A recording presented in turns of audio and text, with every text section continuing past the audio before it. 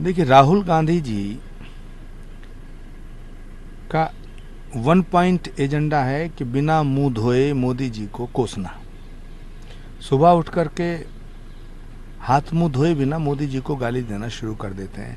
और जो आदमी, जिस व्यक्ति को ये नहीं पता कि अपना झूठा पानी अपने सर पे नहीं डाला जाता,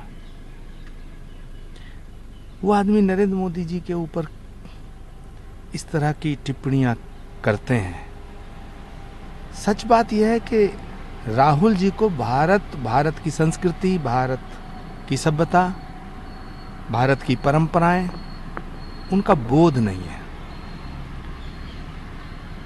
विदेशी परिवेश में पले बढ़े राहुल गांधी जी को पहले भारत को जानना होगा, उसके बाद भारत के प्रधानमंत्री पर बोलने का प्रयास करें। अखिलेश यादव कह रहे हैं कि जो लोग हम लोगों को शहजादा कहते हैं वो घबराए हुए लोग हैं और इस बार जो 2 शहजादे हैं वो इनको मात देने का काम करेंगे। यादव जी को शहजादा नहीं कहना चाहिए। सच मायने में तो जिस तरह औरंगजेब ने अपने बाप शाहजहां को जेल में डाला था, और भारत का नहीं दुनिया का इतिहास गवाह है, उन्हें शहजादे की जगह औरंगजेब कहना चाहिए। भारतीय इतिहास में ना दुनिया के इतिहास में ऐसी कहीं मिसाल नहीं मिलती है। एक तो औरंगजेब और शाहजहां की मिलती है, दूसरी समाजवादी पार्टी की मिलती है। शर्मसार किया है उन्होंने रिश्तों को। कांग्रेस के नेताओं के द्वारा अब कहा जा रहा है कि प्रधानमंत्री 400 पार का नारा अब नहीं दे रहे हैं। उनको एहसास हो गया कि 400 पार नहीं हो रहा है। इस श्रृंखला में प्रियंका गांधी का भी नाम शामिल है, वो भी इस बात का जिक्र कर रही है। 4 तारीख 400 पार, 4 तारीख आने दीजिएगा। इससे पहले कुछ भी कहना ठीक नहीं होगा। प्रधानमंत्री पश्चिम बंगाल के दौरे पर थे। उन्होंने कहा कि टीएमसी संघर्ष कर रही है आज पश्चिम बंगाल में, इसीलिए बीजेपी के नेताओं की गिरफ्तारी की जा रही है। सीटों की भी जिक्र किया कि विधानसभा में हम लोग कमजोर थे, पर किस तरीके से मजबूत होकर भारतीय जनता पार्टी जो है बंगाल में उभरी है। उन्होंने ये भी कहा कि टीएमसी को यहाँ पर पनिश करने की ज़रूरत है, क्योंकि जो नौकरियों को खाने का काम किया है, भ्रष्टाचार करने का काम किया है। और मुझे लगता है 2024 के इस लोकसभा चुनाव में वेस्ट बंगाल भारतीय जनता पार्टी के लिए संजीवनी का काम करेगा।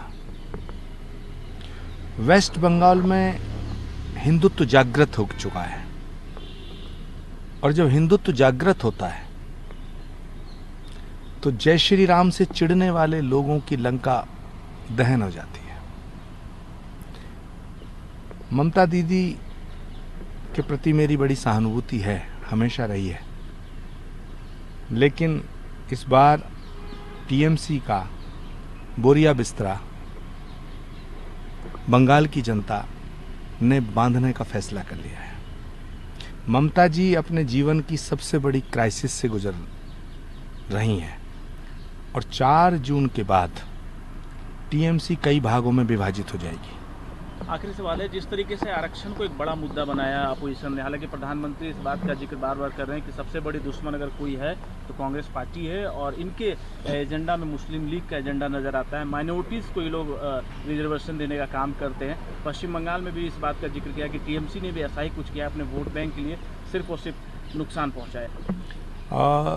देखिए, कांग्रेस भंवर में फंस चुकी है,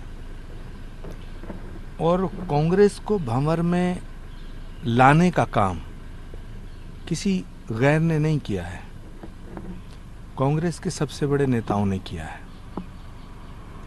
कांग्रेस की नैया को पार कराने की जिम्मेदारी राहुल गांधी जी की थी, और राहुल गांधी जी अपने पिछले 12-14 साल के इस कार्यकाल में, राजनीतिक इस पीरियड में, कांग्रेस की नैया को भंवर में डाल करके और अब अपने ऊपर झूठा हुआ पानी पी करके अपनी गर्मी मिटा रहे हैं।